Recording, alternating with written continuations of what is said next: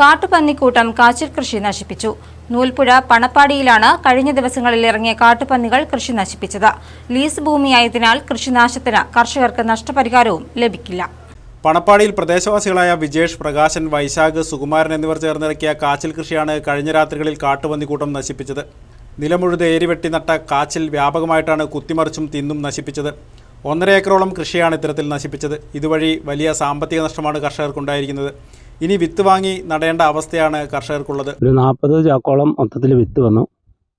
അതിലൊരു നല്ലൊരു സംഖ്യ വന്നു. 12 ഒരു 1.20 ഞങ്ങൾക്ക് അത് മുടക്ക് വന്നു.